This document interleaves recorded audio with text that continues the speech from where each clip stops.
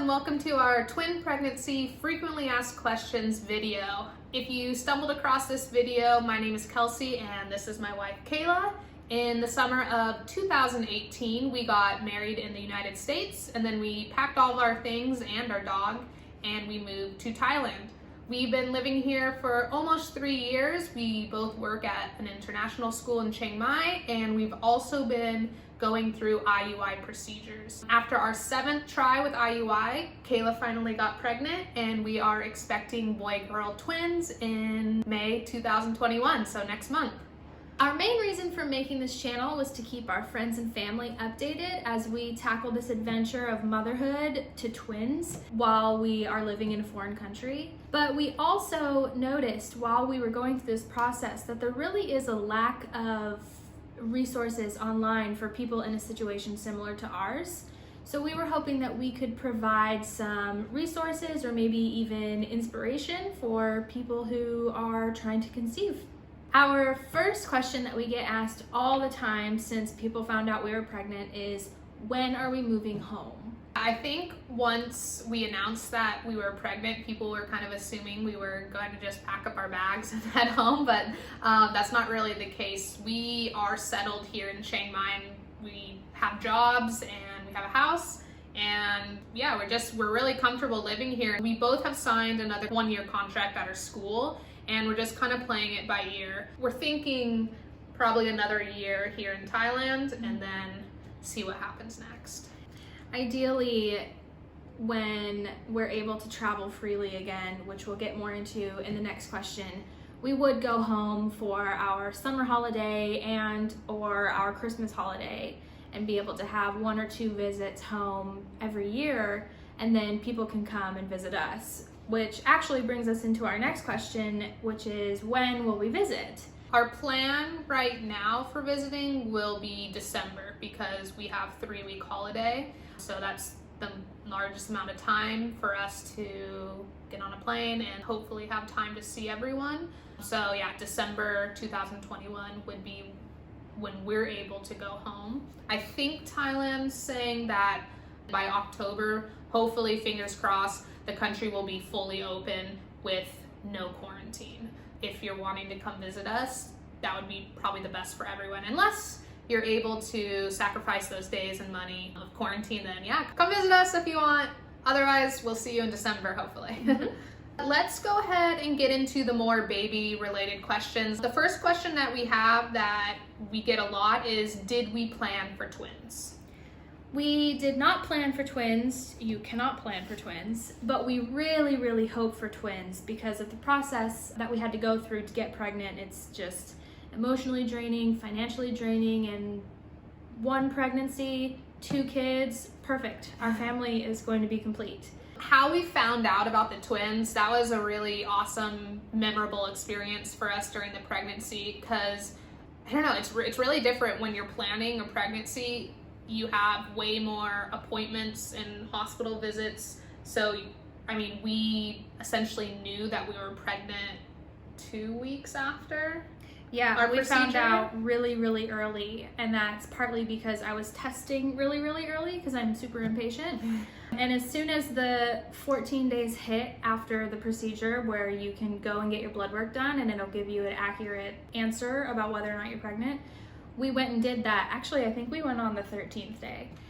But the numbers indicated that I was pregnant, so when I was 5 weeks pregnant, we went back and I asked for an ultrasound, and she gave me one and only saw 1 baby, which was fine.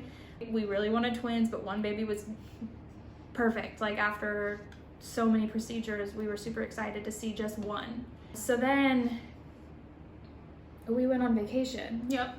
Celebratory beach vacay that I was sick through the entire time. 3 weeks later, we went back for another ultrasound, and this time the baby was more developed, so we were able to see a little bit more. It was super exciting.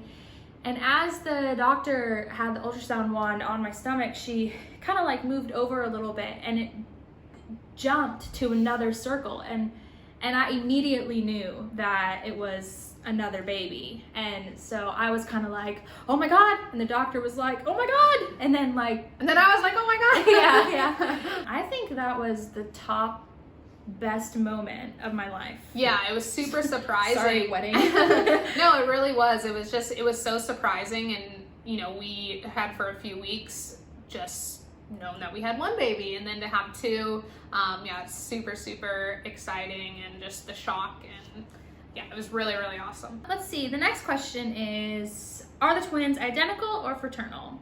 So they are not identical because they are a boy-girl twin, which I think both of us, right? For sure, I didn't know until we were pregnant with twins that if you have a boy-girl twin, they can't be identical. Yeah, I didn't know that either. And it makes complete sense now that I think about it, but for some reason, I guess just because it never related to anything in my life, I didn't think about it that way. Never would have had a reason to know that information. Yeah, and then you can go ahead and talk about the terminology because I have no idea how to say these words. So our twins are di-di twins, which sounds scary, but it's actually not. I believe it's the least risky type of twins. So di-di stands for dichorionic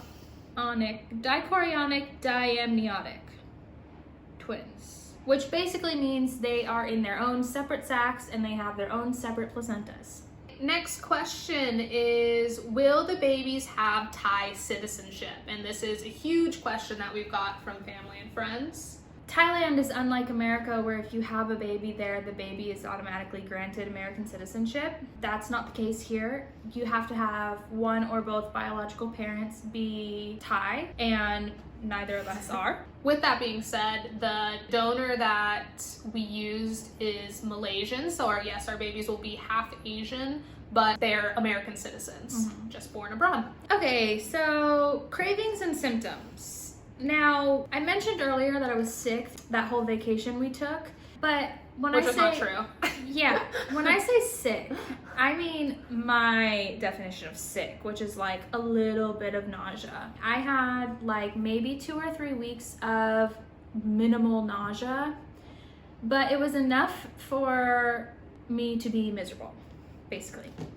I think just going off of that real quickly, Kaelah worked at our school up until just a few weeks ago, so she was working through her whole pregnancy, and I think if you're a teacher, you know that when you're sick, you go to work and you work through it and you kind of push it into the back of your mind. So I think you were pretty miserable, but you did like put on your game face every day and got to work and did what you needed to do. So obviously I'm very proud of her for that. I know it's incredibly hard to be working through a pregnancy, also not to mention a kindergarten teacher. I think it was a good and a bad thing. Like it was, you're exhausted when you get home, but also it takes your mind off of it, at least while you're teaching. Yes, it definitely kept me distracted. And before, I was someone who, if I got sick, like, nope, I'm not getting out of bed, I'm not doing anything.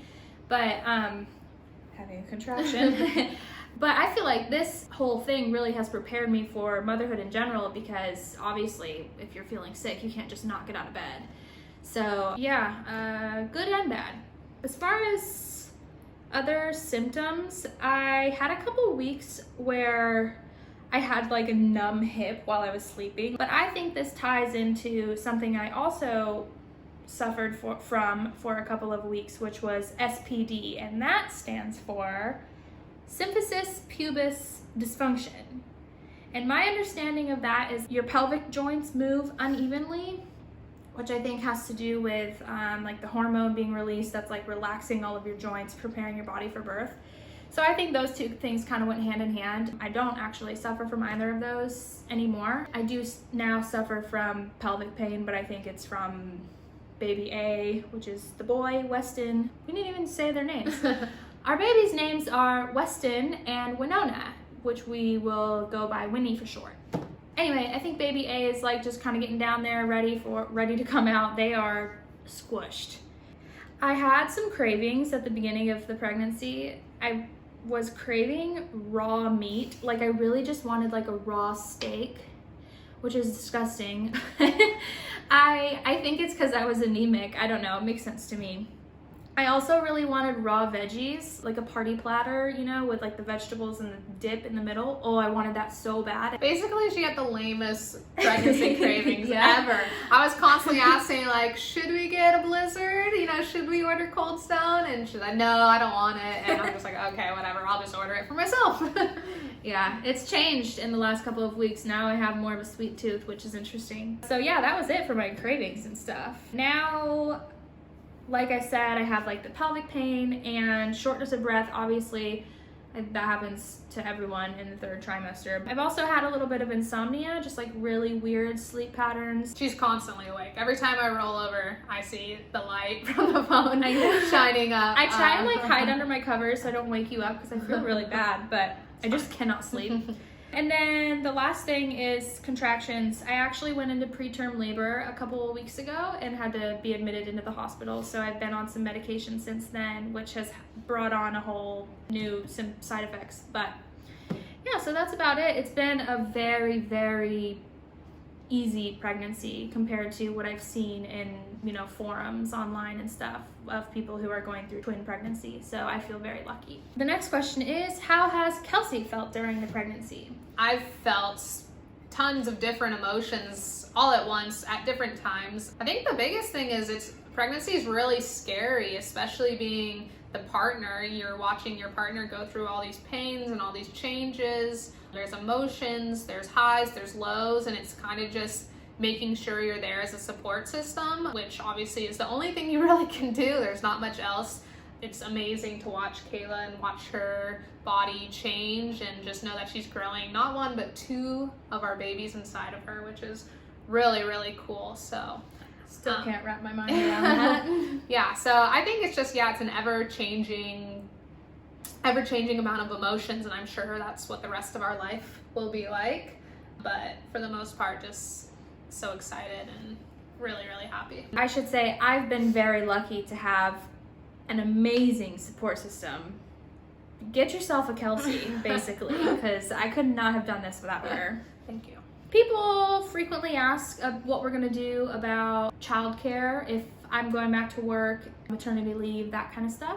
So this obviously wasn't our intention because this is our 7th time trying, but the timing really worked out perfectly or as perfect as it could. We work at the same school, but we're in different departments. Kaelah works on the Thai English program department, and I work on the international side.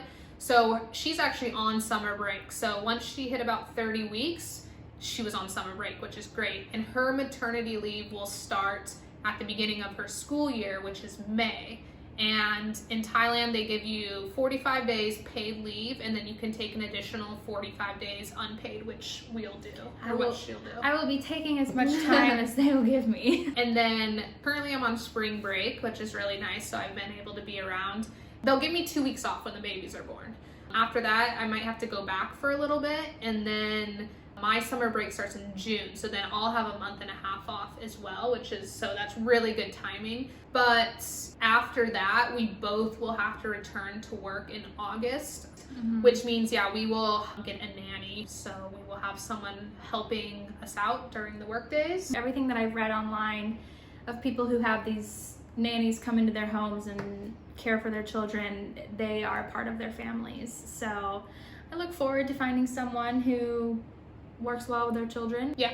So that about wraps it up for our frequently asked questions. If you have a question that we didn't tackle, comment below or reach out and we can dive deeper into whatever your questions are. Yeah, and we plan on making videos as much as possible. Obviously, we're gonna have our hands full pretty soon, but we just kind of want to document this journey for us to look back on, for our family and friends that are home that we don't get to see as much. And then, like we touched on earlier, our situation is very unique, I suppose, but I think a lot of people go through something similar, whether it's becoming a parent for the first time, becoming a parent for twins, same-sex parenting, or even giving birth abroad. So just kind of hope to be a resource to some of you that might be going through that, and please reach out to us if you have any questions or anything like that. Hopefully in the next video or the next couple videos, we will be holding 2 beautiful twins. So we look forward to sharing Weston and Winona with you very soon. Thanks for watching. All right, see ya. Oakley wants to say goodbye. Oakley. And of course, can't forget to say goodbye to our lovely little Oakley who came all the way from America with us 3 years ago. Our firstborn. The best big brother. Oh. Okay. See ya.